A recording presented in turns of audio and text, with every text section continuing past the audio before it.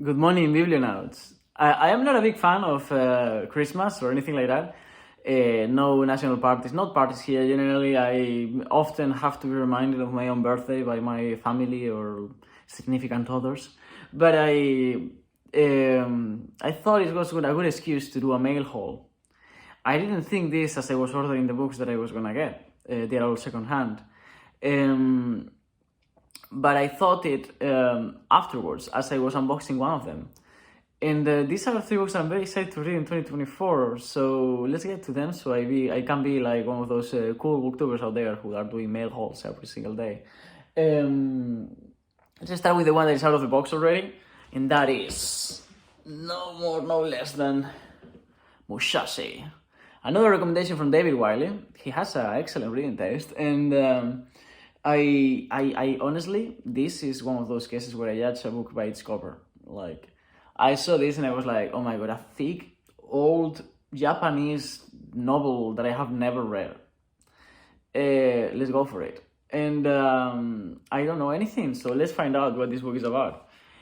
The classic samurai novel about the real exploits of the I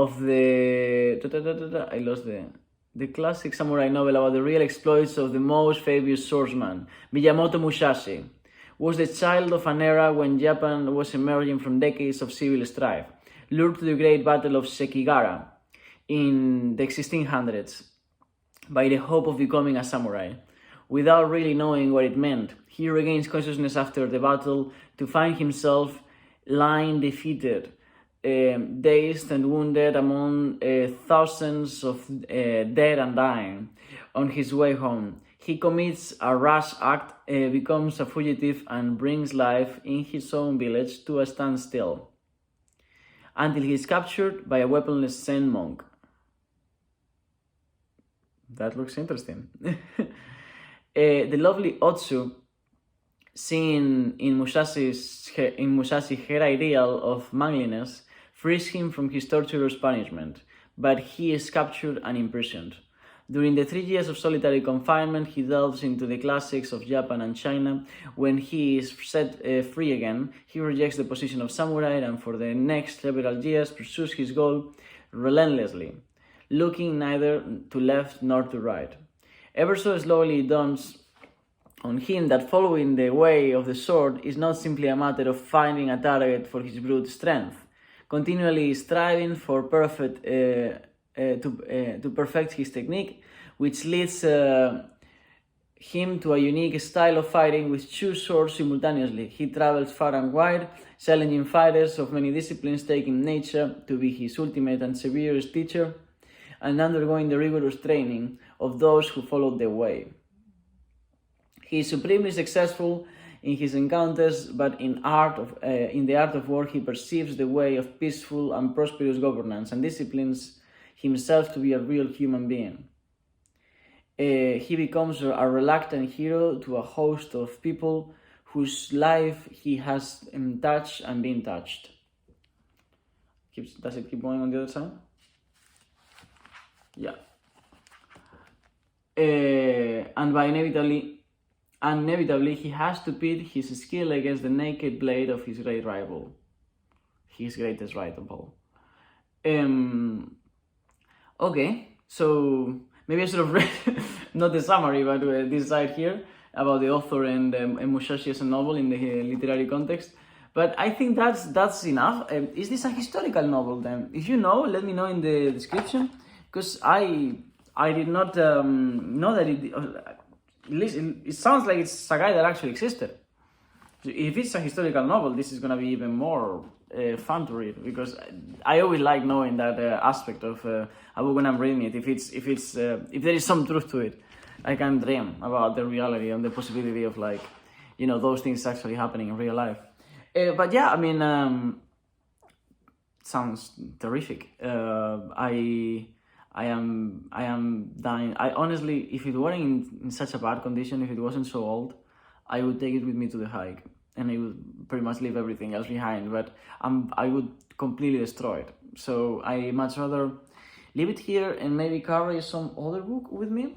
Let's go to some philosophy this time. Well, actually, I don't know which is which.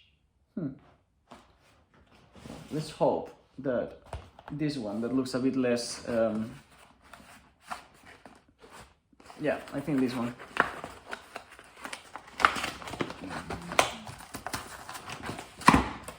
There is something satisfactory about doing this. Huh. Wow, wait. Oh, I got my Kindle as well. Wow, these people, that's crazy. I ordered this like weeks at a distance. I ordered this so much before, so much earlier than that.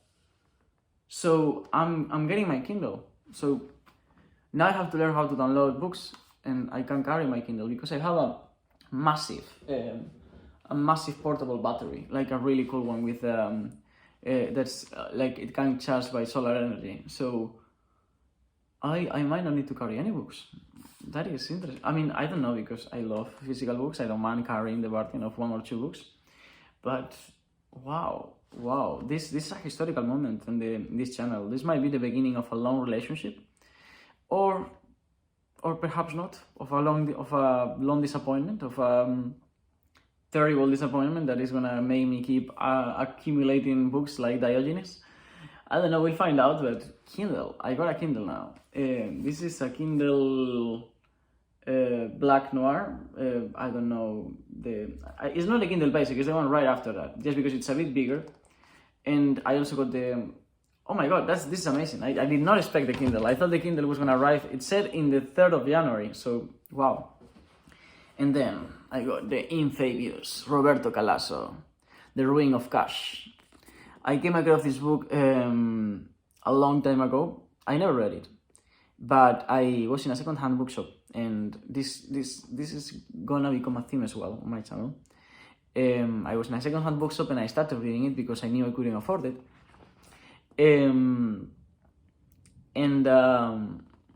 I got really into it, and then I never heard again about it and forgot about Roberto Calasso until a friend of mine told me that he's in a book club and they are gonna read this book.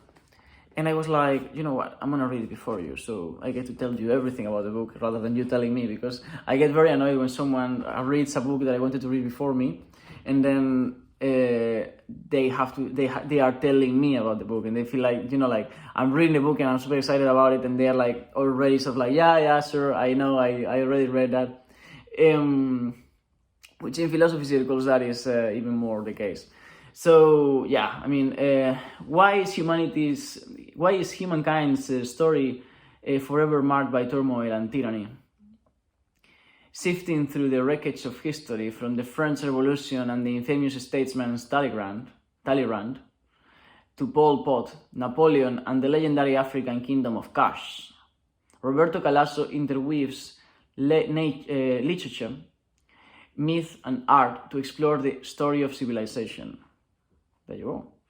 Unique, idiosyncratic, and vaultingly ambitious, essential reading. And Calvino said, it can be read with nearly continuous pleasure. That sounds just about what I'm looking for, nearly continuous pleasure. I'm trying to make my life nearly continuous pleasure. This is a cool cover as well, I like that picture. It's very cryptic. And I'm expecting this book to be a little bit about like enchantment and disenchantment and all of that, which is an interest of mine. Me and my partner are writing a book that has a lot to do with sort of like the relationship of civilization and nature, and the relationship of humans with their enchanted world, and how like the removal of the enchanted world from the Enlightenment might have had certain effects on the way we behave. And did we actually remove that enchanted world, or did we just change it for another one that might be less constructive? So I feel like this book is also pertinent in that sense. It probably will be helpful. And I want to read some Roberto Calasso because he's been around my life and I've never read anything from him. So there you go. This is my philosophy book for Scotland. For the retreat that I'm preparing, the moment of isolation, the journey into the wild. And yeah, that's enough for philosophy. Let's go back to not back to, because if this is what I think it is, it's not literature. It